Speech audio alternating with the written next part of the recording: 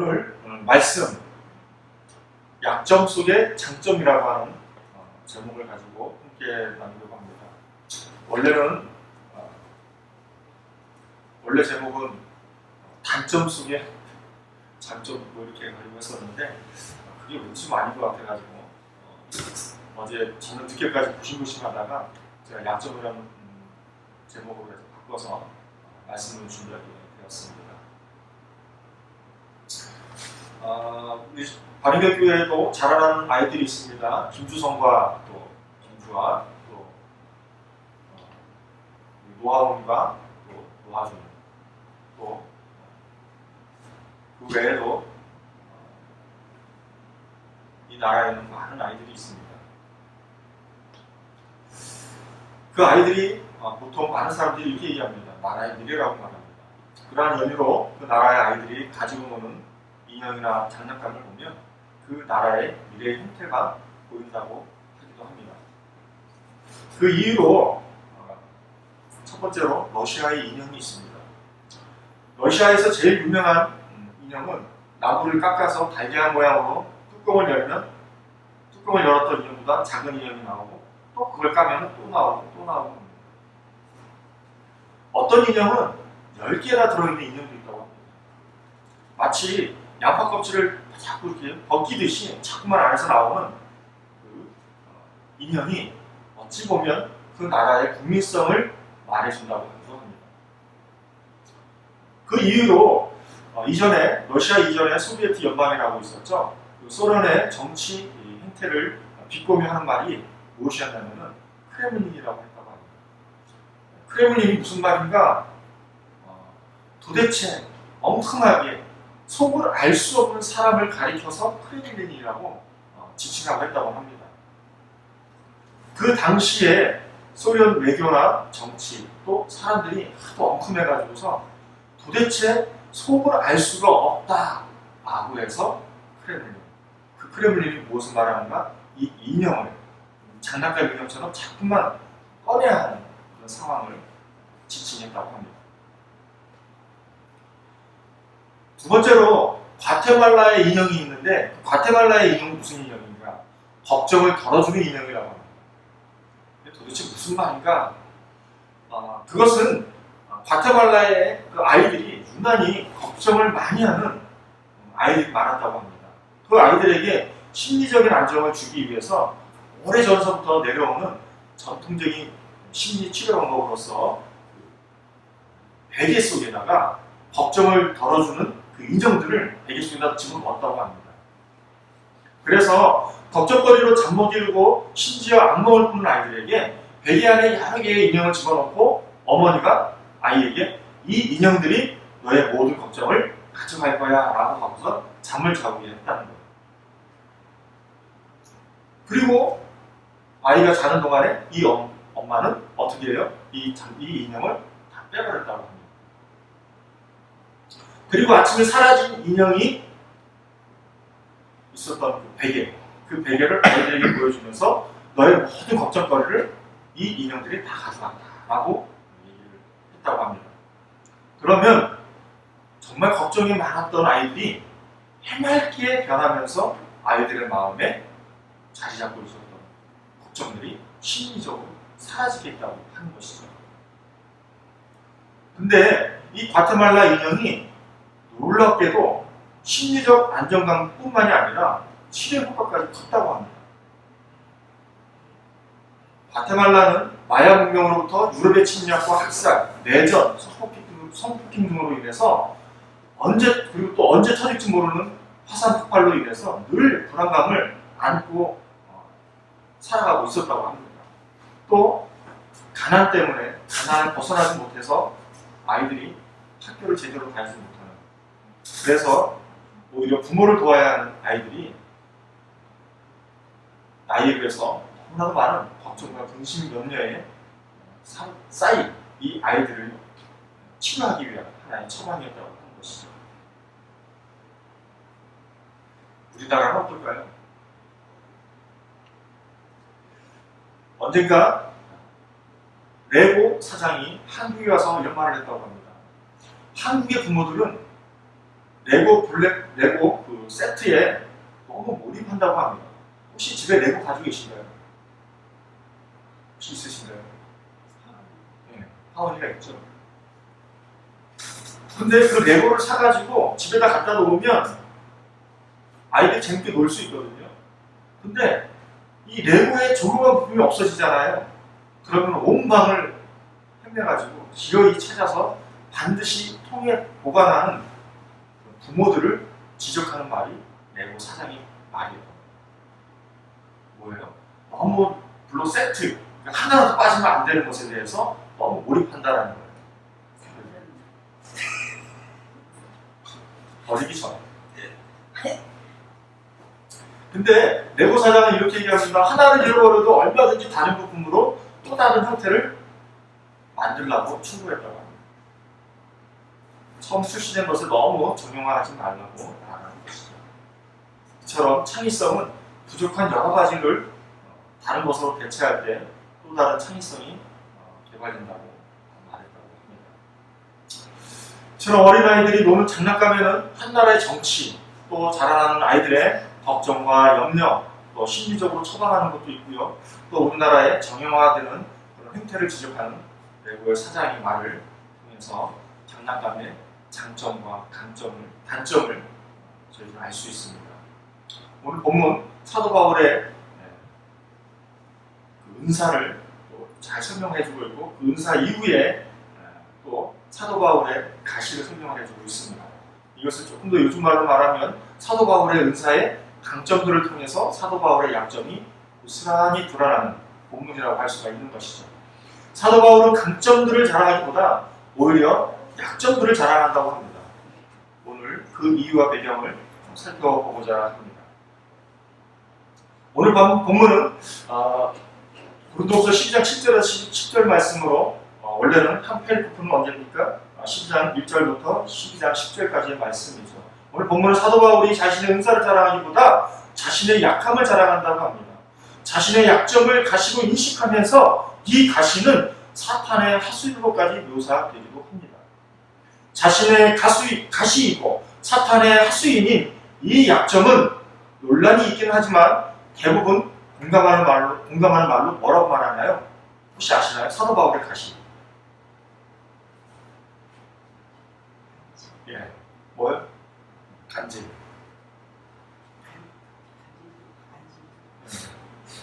여러 가지가 있죠. 네, 분분합니다. 근데 간질을 제가 조금 더 조사를 해봤어요. 뇌전증이라고 불리우는데 기원전 6,000년 전에 이집트에서는 이미 뇌전증 환자라고 하죠. 간질 환자에 대한 증례에 대한 기록이 있다고 합니다. 근데 이 간질을 뭐라고 말하냐면은 기원전 6,000년 전부터 이집트에서부터 악마나 유령이 몸에서 밖으로 나가는 것이 뭐다? 간질이라고 말하고 있어요. 그러면 언제부터 이 간질이 다르게 해석을 하고 있는가? 기원전 500년 전이에요. 바빌로니아의 석관에서 뇌전증은 악마나 유령에 의하여 발생하는 것이라고 설명하면서 뇌전증의 간질의 증상, 간질의 증상이 뭐예요? 전조, 발작, 그리고 마비, 정신병 이걸 자세하게 기술을 해놓았다고 합니다. 그러니까 6,000년 전이나 500년 전이나 간질은 뭐다? 악마나 유령에 의해서 발생하는 것이다. 이러한 시각을 가지고 고린도 교회 당시에 간질에 대한 시대적 인식이 무엇이었는가? 귀신 들렸다고 생각합니다. 쉽게 말하면 간질은 악마나 유령에 의해서 발생하면서 이 악마나 유령이 어떻게 된다? 몸에서 밖으로 나가는 병으로 나가는 것으로 인식을 했다는 거예요. 많은 사람들이 그랬고 고린도 교회 공동체에서도 많은 사람들이 그랬어요.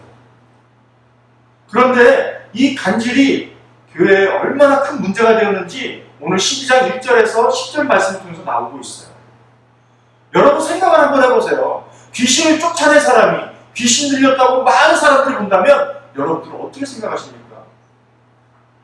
예수 그리스도의 이름으로 귀신을 쫓아내고 예수 그리스도의 이름으로 질병을 치유하고 예수 그리스도 이름을 증거해서 많은 사람들이 은혜를 받고 거기에다가 교계 지도자라고 하는 능력이 대단한 거 아닙니까? 거기다가 우리 12장 1절부터 6절까지의 말씀을 보면은 사도 바울은 계시를 받습니다. 쉽게 말하면 천국까지도 갔다 오신 분이에요.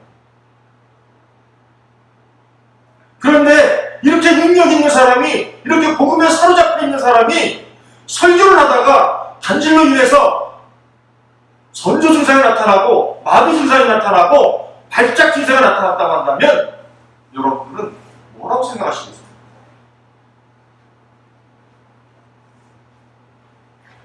생각을 해보세요. 고린도 교회 공동체 내에 많은 선교님들이 와 있었어요. 사도 바울은 열심히 복음을 증거했어요. 그러다가 갑자기 간질이 드러나서 갑자기 길에도 당장에서 넘어졌어요. 쓰러졌어요. 전조증상이 나고 발작 증세가 일어났고 거품이 생겼다고 한번 생각을 해보세요. 그러면 사람들은 혼란이 생길 것입니다. 아니 어떻게 복음을 증거하는 사람이 귀신이 들렸지? 내가 지금 악령에서 나오는 귀신으로 인해서 내가 치료를 받았나? 내가 귀신 들려서 귀신으로 인해서 내가 은혜를 받은 것인가? 이런 생각을 하지 않았겠어요?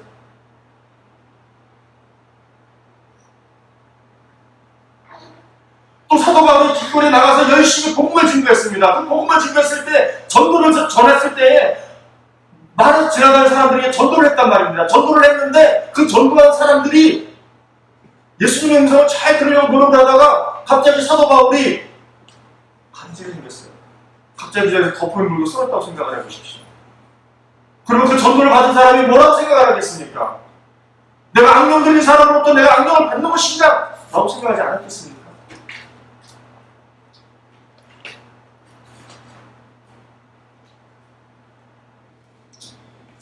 저희가 오키나와 은혜교회에 선교를 갔던 적이 있습니다. 그러자 어떤 일본인이 은혜교회까지 찾아왔어요. 그 성도님들 중에 오빠의 친구라고 하는 분이었어요. 그분이 저한테 와서, 그분이 박유철 목사님에게 또 사모님에게 와서 카톨릭과 교회의 차이점을 설명해달라고 했을 때에 제가 갑자기 저보고 누가 이렇게 하라고 그래가지고 제가 열심히 설명을 해줬어요. 통역을 해주셨어요. 그런데 그 사람이 열심히 듣던 가운데서 갑자기 발작 증세가 나타났어요. 전조 증세가 나타났고 나중에 마비가 되어졌어요. 그때 제가 너무 당황했거든요. 근데 그걸 뒤집어 놓고 생각을 해보세요. 복음을 전하는 사람이 갑자기 복음을 전하다가 갑자기 간질이 증세가 나타나가지고 입에 거품 물면서 쓰러지고 넘어지고 해서 떨고 있다고 생각을 해보십시오. 누가? 사도 바울.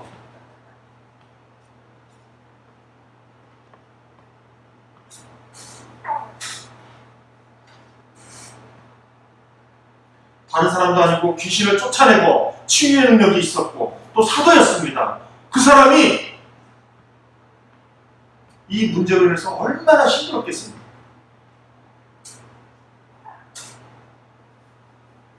그래서 사도 바울이 하나님께 간절히 기도합니다. 본 8절 말씀을 보면 내가 3번 주께 간구했다고 합니다. 말 그대로 3번이 아니라 그 이상도 하나님께 간절히 간구하지 않았겠습니까?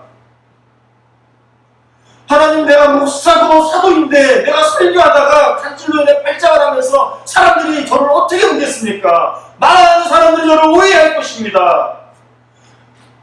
이 일은 하나님의 사역에 도움이 되지 않습니다. 하나님, 하나님의 뜻에 합당한 건강을 허락하여 주시옵소서.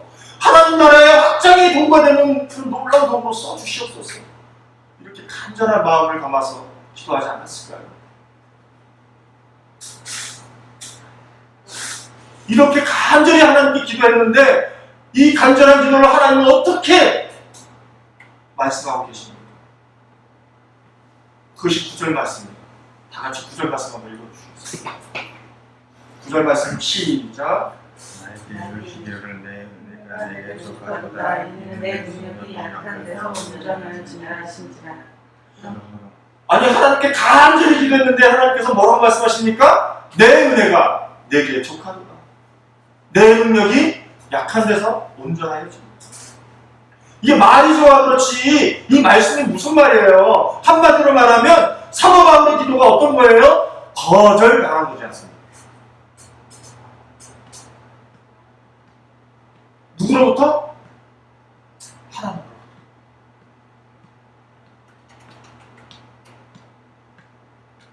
사도 바울의 기도는 거절당합니까? 하나님의 아들 예수 그리스도의 기도도 거절당했습니다. 겟세마네 동산에서 죽음을 피하게 해달라고 하나님한테 땀방울이 핏방울이 되도록 간절히 간구했었습니다. 하나님은 자신의 아들이라고 하면서 자신의 아들조차 그 기도도 어떻게 했습니까? 거절했습니다.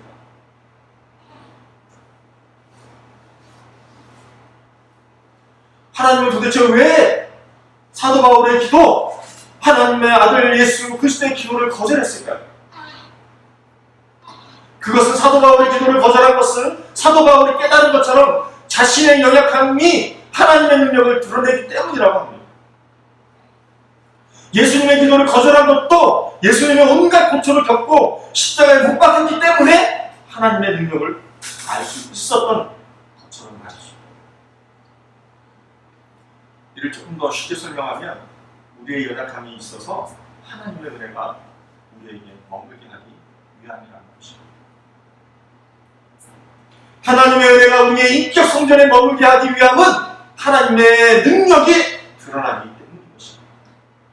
이 내용을 사도 바울이 깨달았다고 말하고 있는 것이죠. 그래서 하나님께서 사도 바울을 통해서 우리에게 알려주고 있는 것입니다. 이 깨달음은 출애굽기 40장 34절 말씀을 통해서 저희도 알 수가 있습니다. 출애굽기 40장 34절 말씀은 뭐라고 되어 있습니까? 주의 성막에 뭐가 임합니까? 하나님의 임재.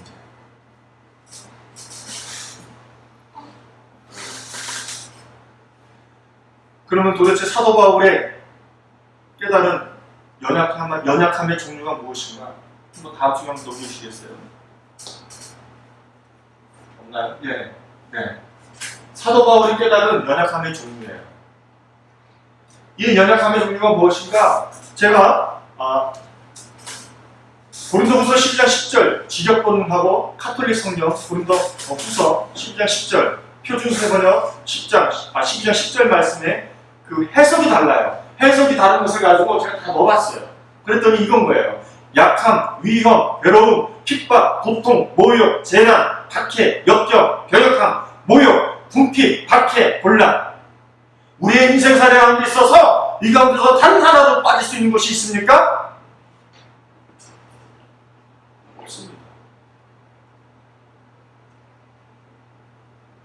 이러한 것들이 있다는 것은 이러한 것들로 인해서 우리들은 뭐 할 수 있다? 할 수 있다는 것이다. 왜요? 그것은 바로 이러한 모든 어려움들, 여기 열거되어 있는 모든 어려움들을 통해서 하나님의 은혜가 우리의 인격 성전에 머물게 하기 위한 것이라는 것이죠.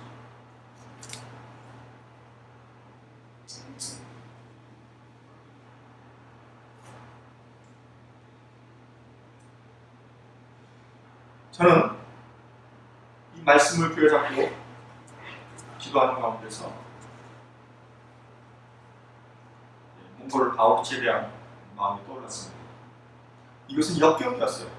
저에게 있어서 몽골 아우르치뿐만 아니라 아우르치의 전반적인 삶에 있어서 제게 회의감이 찾아왔어요. 이것은 제게 있어서 제 인격 성전을 뒤흔드는 역경이었어요. 그것이 무엇이었는가? 아니 하나님 아버지 언제까지 열매 없는 이 사역에 많은 비용이 들어가면서 이 사역을 지속해야 하는 것입니까?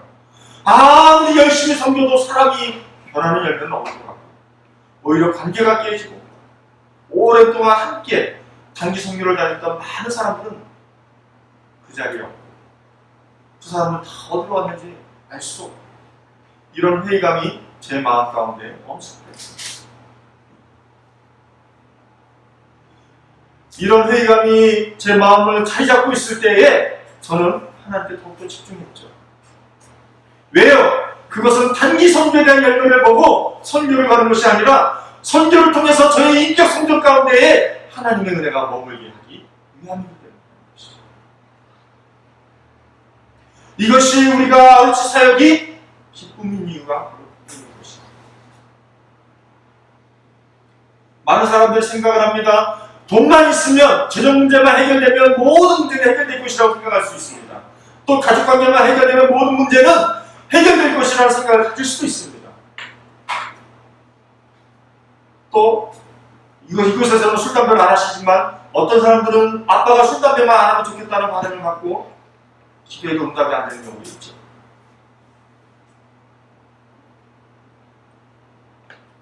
그러나 이 모든 문제들은 무엇이다?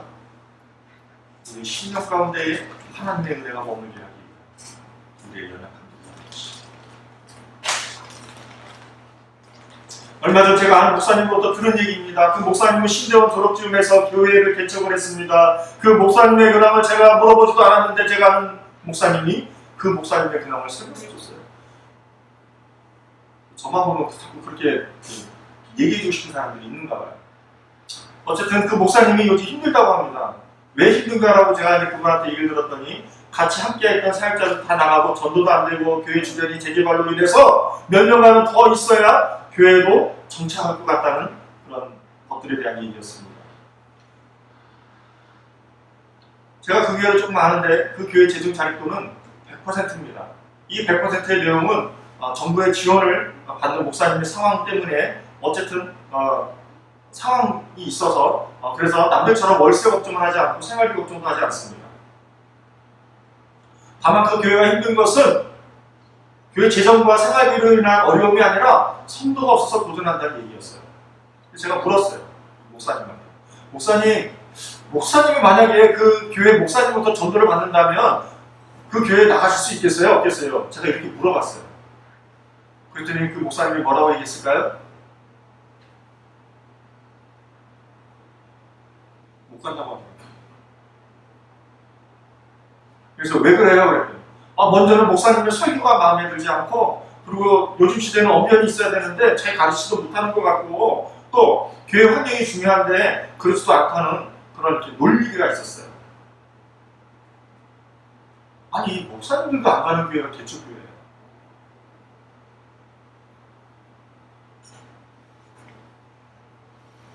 전도사님들도 교회 안 가시잖아요. 개척교회죠. 그죠?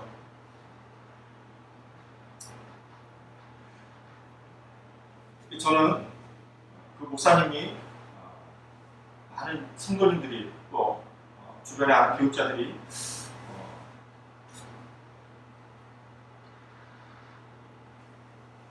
교회 안 가시는 이유 그것은 다른 게 아니라 그분이 가지고 있는 약점 때문에 그랬습니다. 그분이 가지고 있는 약점이 무엇이었는가? 그것은 혼자서 모든 일을 다 감당하셔야 했기 때문에 그래서 그분이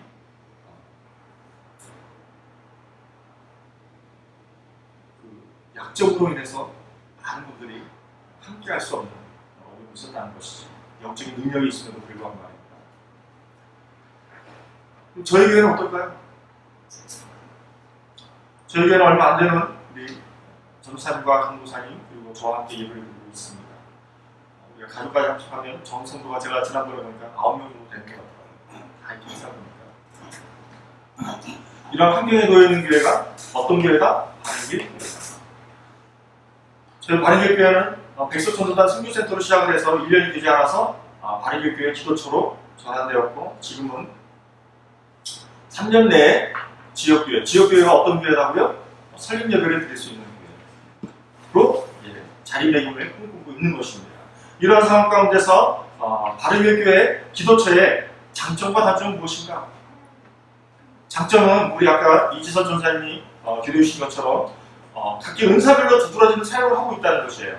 우리 노임 목사님은 미디어 은사로 두각을 드러내고 있고 또 언어 은사가 있어서 개혁주의 성지순례를 준비하고 있습니다. 김재현 전사님은 임용의 은사를 가지고 있어서 지금 찾아가는 영혼구원의 선두주자로 앞장서서 이 장점들을 가지고 사역을 섬기고 있습니다. 또 이런 장점들이 어떻게 나타납니까? 구체적으로 열매로 나타나고 있습니다. 노영민 전사님을 통해서 저희 교회 TV와 프로젝터 활용은 제가 보기에는 200% 활용이에요. 또 우리 김재현 전사님을 통해서 또 열심히 찾아가는 영혼구원을 하고 있는데 요전에 제가 김재현 전사님한테 이런 얘기를 들었어요. 목사님, 아는 것을 가지고 가리키니까 걱정과 염려가 없어서 너무 편하고 좋다고. 저는 이것이야말로 저희들이 가지고 있는 최고의 장점이라고 생각하고요. 또 이것이 너무 좋습니다. 근데 단점도 있죠. 무엇보다도 저희 구성원들에 대한 장점을 둘러싸고 있는 외적 환경이 문제입니다. 첫 번째로 기독교에 대한 불신이 너무 짙다는 것이죠. 그러나 그나마 다행인 것보다 복음에 대한 불신은 없어요. 복음에 대한 불신은 없어요. 예수님에 대한 불신은 없는 것 같아요. 교회에 대한 불신은 있어도. 또 실행력과 추진력은 좋은데 제 마음 가운데 약간 조급함이 있는 것 같아요. 이것이 단점이 될 수 있겠다는 생각도 듭니다. 그런데 무엇보다도 저희 바르기교회 기도처의 최대 단점은 무엇인가? 그것은 바로 은혜의 지속성이 결여될 수 있다는 거예요. 왜 그럴까요? 저희가 몇 사람이 안 되기 때문에 그 구성원들에 대한 상황들이 조금씩이라도 변화가 생긴다고 한다면 이런 부분들로 인해서 저희가 은혜의 지속성이 결여될 수 있다, 떨어질 수 있다 라는 것이 단점이라고 말씀드릴 수 있습니다. 이 약점들이 바로 하나님의 은혜가 임할 수 있는 우리의 강점이 될 수 있다는 것이죠. 왜요? 우리 자신들이 그걸 놓고서 기도하기 때문입니다. 그러면 우리가 바르게교회 기도처와 기도처 구성원들에 대한 하나님의 은혜가 임해야 하는데 이게 하나님의 은혜의 지속성이 결여가 되지 않게 해서는 무엇을 하는 게 좋은가? 저는 이것을 놓고 기도하다가 좀 이 은혜를 실천적 방향으로 말씀드리는 것도 좋겠다 싶어서 소개를 합니다. 그것은 바로 다른 게 아니라 우리가 단 1분이라도 큐티 생활을 하는 것이 중요하다는 생각이 들었습니다. 적어도 단 1분이라 할지라도 단 한 구절의 말씀이라도 저희들이 그 말씀을 부여잡고 기도를 한다고 한다면 어쩌면 우리 기도처 구성원들에 대한 연약한 삶 속에서 하나님의 은혜를 체험하고 또 우리 인격 성전에 하나님의 은혜가 임할 수 있는 것이지 않을까 싶은 것이죠. 하나님의 은혜를 통해서 우리의 연약함들이 강해질 수 있는 그 믿음의 길이 되기 때문에 큐티라고 감히 말씀드릴 수 있는 것입니다. 사랑하는 분들, 저희가 이제 여름, 이 무더운 여름 저희들은 무엇에 집중해야 되는가? 큐티에 집중해야 돼요. 매일매일 단 한 구절이라도 큐티에 집중을 해야 돼요. 그래서 그 한 구절 말씀에 힘입어서 정말 우리의 연약한 상황 가운데서도 그 말씀에 힘입어서 그래도 하나님과 동행하려고 하는 우리의 작은 연약한 이 노력들이 하나님께서 저희들 연약함을 통해서 우리를 강하게 해주실 줄 믿습니다. 베드로전서 5장 10절 말씀을 보면 이렇게 말씀하고 계세요. 누가 얘기하고 있습니까? 사도 베드로. 모든 은혜의 하나님 곧 그리스도 안에서 너희를 부르사 우리를 부르사 자기의 영원한 영광에 들어가게 하신 이가 뭐라고 말합니까? 잠깐 고난을 당하는 너희를 어떻게 하신다고요? 친히 온전하게 하신다. 우리가 잠깐 연약함 가운데 잠깐 당하는 우리를 위해서 친히 온전하게 하시는데 그 온전하게 하시는 게 무엇인가? 굳건하게 하시고 강하게 하시며 어떻게 하신다고요? 우리의 믿음의 탑을 견고하게 하신다는 것입니다. 들어보세요. 베드로전서 5장 10절인 말씀입니다. 모든 은혜의 하나님 곧 그리스도 안에서 너희를 부르사 자기의 영원한 영광에 들어가게 하시니가 잠깐 고난을 당한 너희를 친히 온전하게 하시며 굳건하게 하시며 강하게 하시며 터를 견고하게 하십니다. 이것이야말로 저와 여러분들이 연약함 가운데서 강하게 하시는 하나님의 능력이 되신 줄 믿습니다. 기도하겠습니다. 하나님 아버지 감사합니다. 하나님 아버지 오늘 말씀을 통해서 고린도후서 12장 7절에서 10절 말씀을 통해서 사도 바울이 깨달은 것이 무엇입니까? 자신의 연약함을 통해서 하나님의 임재가 있고 그 임재를 통해서 온전하게 되므로 말미암아 강하게 하시는 그 하나님의 은혜를 깨닫게 된 것입니다. 이 하나님의 은혜를 깨닫게 된 이 말씀이 저희 가운데 주어졌습니다. 하나님 아버지, 우리들의 삶 가운데, 우리들의 인격, 우리들의 삶과 환경 가운데 연약함들이 너무나도 많습니다. 직장에서, 가정에서, 또한 환경적으로 어려움이 처한 우리의 연약함을 불쌍히 여기시고 긍휼히 여기시옵시고, 이러한 연약함은 우리의 하나님께서 우리 심령 가운데에 하나님의 인재를 통해서, 하나님의 은혜를 통해서 온전하게 하시는 그 하나님의 능력이 되는 줄 믿습니다. 저희들이 하나님의 능력을 굳게 붙잡고 이번 한 주간도 승리할 수 있는 하나님의 귀한 종들이 될 수 있도록 역사하여 주시옵소서. 감사드렸고 살아계신 예수 그리스도의 이름으로 기도드렸사옵나이다.